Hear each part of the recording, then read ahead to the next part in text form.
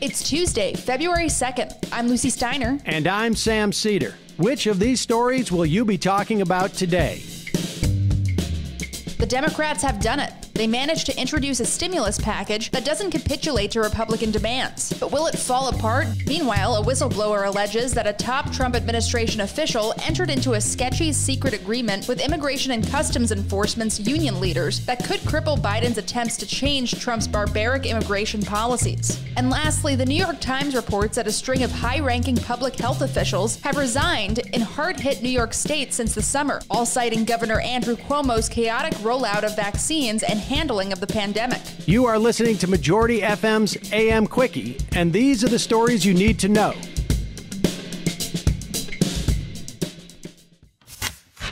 Yesterday, we talked about the big worry of the next few weeks, that Democrats would capitulate to the Republican minority and weaken their own stimulus bill. Well, today we've got good news and bad news. The good news is the Democrats don't appear to be doing that. On Monday evening, Nancy Pelosi and Chuck Schumer introduced a budget bill that included a $1.9 trillion stimulus package, indicating that they appear to want to use a process known as reconciliation to get an aid package through without Republican support. This is good and represents the best shot we've got right now of getting an even halfway decent stimulus bill out to the American people quickly. But here's the bad news. NBC News reports that the reconciliation process could have an unintended side effect, automatically triggering a cut to Medicare. The how and why of this is also a massive own goal. The cuts would be triggered by the PAYGO Act of 2010, which Democrats introduced and pushed for. PAYGO, in short, means that any time you pass a bill raising the national debt, you have to automatically cut federal funds elsewhere. So bye-bye to Medicare, farm subsidies, that sort of thing.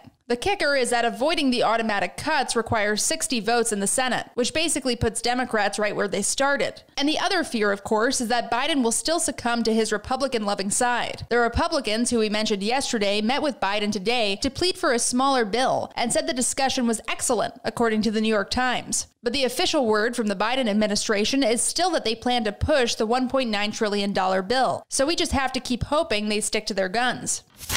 The Trump administration is done, but we're only now discovering the amount of damage they did on the way out. BuzzFeed News reported on a government whistleblower who alleges that former DHS second-in-command, Ken Cuccinelli, signed a set of agreements with the union that represents ICE. These guys endorsed Trump in 2016, so don't be fooled into thinking they're a nonpartisan force. The Government Accountability Office is representing the whistleblower and said in a letter, quote, "The agreements grant the union extraordinary power and benefits, far more than what DHS agreed upon with its other employee unions, which did not endorse President Trump. The agreements confer on the union the ability to indefinitely delay changes to immigration enforcement policies and practices as well," unquote. What this means in practice is that ICE's union, which is apparently still loyal to Trump, can stonewall the Biden administration's attempts to roll back the former president's barbaric policies against immigrants and stop him from enacting things like a deportation moratorium. According to the GAO, the whistleblower, quote, "possesses information concerning significant acts of misconduct committed by Cuccinelli."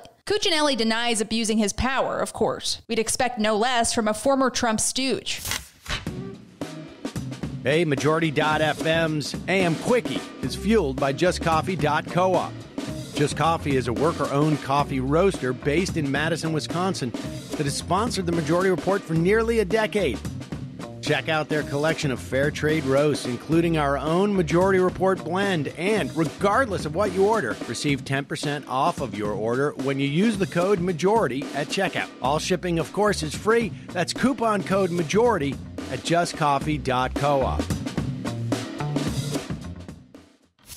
There's a lot to say about New York Governor Andrew Cuomo's handling of the pandemic, which hit his state harder than most others. Cuomo has racked up accolades and book deals for his appearance of leadership during the crisis, but continued reporting suggests that he may have done more harm than good. According to the New York Times, 9 of Cuomo's top public health officials have resigned during the pandemic, citing Cuomo's unrestrained war with his own scientific experts. Look at what they've had to deal with. Cuomo has micromanaged and over-controlled nearly every step of the process. Take the vaccine rollout, for instance. The Times reports that Cuomo threw out his own Department of Health's carefully constructed plan that worked with with local health authorities in favor of one that relied far more on big hospitals. New York's rollout has, of course, been a huge mess, and officials said that Cuomo often changes health policy abruptly at his Emmy-winning press conferences without asking or notifying them first. And Cuomo's not even hiding the fact that he thinks he knows better than every doctor in the state. At a news conference last Friday, he said, quote, "When I say experts in air quotes, it sounds like I'm saying I don't really trust the experts, because I don't,"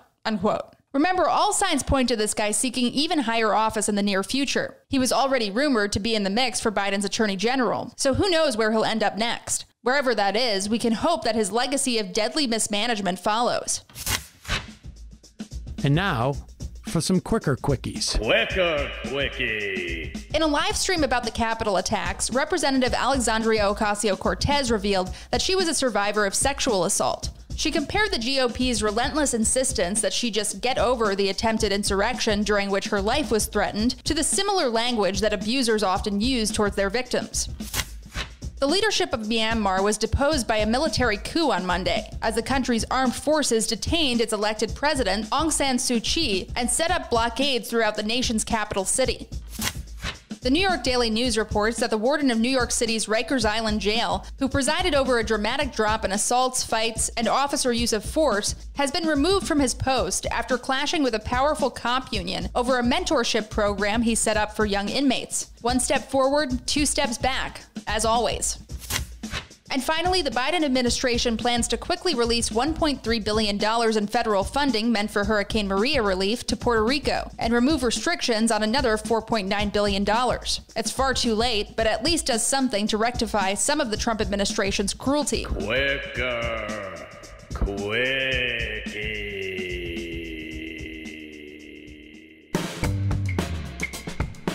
That's all for the AM Quickie today. Join us this afternoon on The Majority Report.